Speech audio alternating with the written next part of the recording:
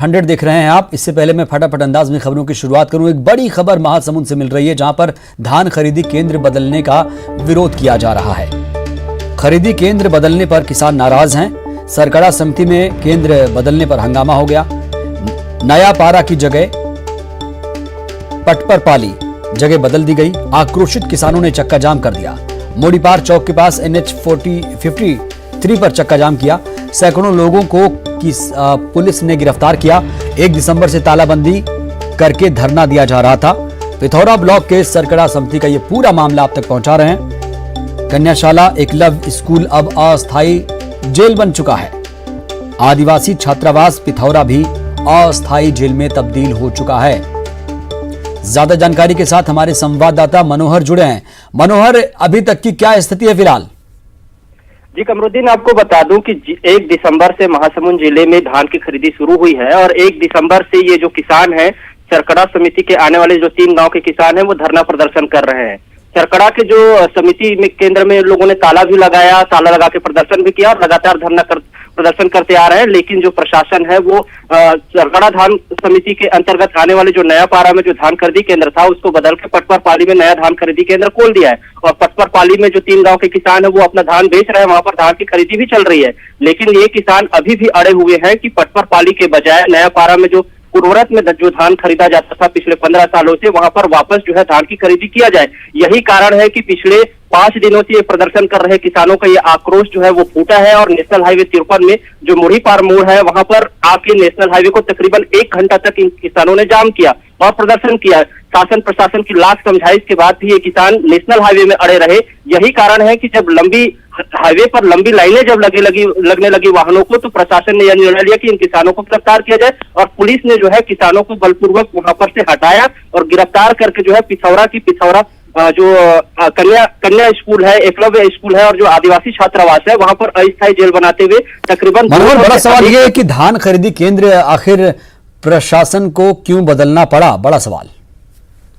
नए विस्थापन के तहत शासन प्रशासन के जो आला अधिकारी हैं, उनसे जब हमारी चर्चा हुई थी कि महासमुंद जिले में कई ऐसे धान खरीदी केंद्र है जहां पर नया धान खरीदी केंद्र बनाया गया है। और यही कारण पिछले दिनों की बात करें कमरुद्दीन, तो पिछले साल जो है महासमुंद जिले में 127 धान खरीदी केंद्रों में खरीदी हुई थी। लेकिन इस साल जो है उसे बढ़ाकर 137 धान खरीदी केंद्र कर दिया गया है। यही कारण है कि जो धान खरीदी केंद्रों में आने वाले गांव होते हैं, उन गांवों का अलग अलग विस्थापन किया गया है, जिसके चलते नए धान कई पुराने धान खरीदी केंद्रों को बंद किया गया, उसको नए धान खरीदी केंद्रों में मर्ज किया गया। यही कारण है कि अव्यवस्थाएं जो है वो व्यापक रूप से हो गई है और किसानों को जो है दूरियां बढ़ने के चलते और पुराने जो धान खरीदी केंद्रों का जो व्यवस्था थी वो बिगड़ने के कारण अब ये किसान जो है प्रदर्शन कर रहे हैं। लेकिन शासन प्रशासन का यही दावा है कि जिले के अभी तक 136 धान खरीदी केंद्रों में जो है वो धान की खरीदी की जा रही है। लेकिन सरकारी आंकड़े के अनुसार अगर हट के हम देखें तो कई 5 से 6 ऐसे खरीदी केंद्र हैं जहां पर किसान अभी भी धरना दे रहे हैं और नए खरीदी केंद्रों में अपना धान नहीं बेच रहे हैं, वो वापस पुराने धान खरीदी केंद्रों में अपना धान बेचना चाहते हैं। चलिए मनोहर, बहुत बहुत शुक्रिया आपका। तो किसान इस खरीदी केंद्र से बिल्कुल संतुष्ट नहीं है। हालांकि अब पुलिस ने किसानों को गिरफ्तार करना शुरू कर दिया है। जबरन उन्हें किस तरीके से गिरफ्तार किया जा रहा है। और इस वक्त की अपडेट ये भी है कि यहाँ पर कन्याशाला एकलव्य स्कूल अब अस्थायी जेल बना दिया गया। आदिवासी छात्रावास पिथौरा को भी अस्थायी जेल में तब्दील कर दिया गया है। कोंडागांव में एक पटवारी की गलती से एक किसान ने आत्महत्या कर ली। पूरा मामला राजपुर के मारंगपुरी गांव का है, जहां किसान धनीराम हर साल 70 से 80 क्विंटल धान सरकारी खरीदी केंद्र में बेचता था। इस बार अच्छी फसल होने पर धनीराम 90 क्विंटल धान बेचने की तैयारी में था। लेकिन गिरदावरी के दौरान पटवारी की गलती से उसके खेत का रकबा कम कर दिया गया और मात्र 11 क्विंटल धान बेचने की उसे इजाजत मिली। धनीराम पर बैंक का 62,000 रुपए कर्ज था। सिर्फ 11 क्विंटल धान की खरीदी का टोकन मिलने के बाद धनीराम बहुत आहत था, बहुत परेशान था और उसने इसी परेशानी में, इसी उधेड़-बुन में मौत को गले लगा लिया। जाएगा काम मैं इनके घर में करता हूँ, मेरे पास ट्रैक्टर है। बढ़िया मिलनसार आदमी था वो, बढ़िया बात करता था हर लोगों से, कोई प्रकार की कभी किसी के साथ झगड़ा लड़ाई नहीं होता था।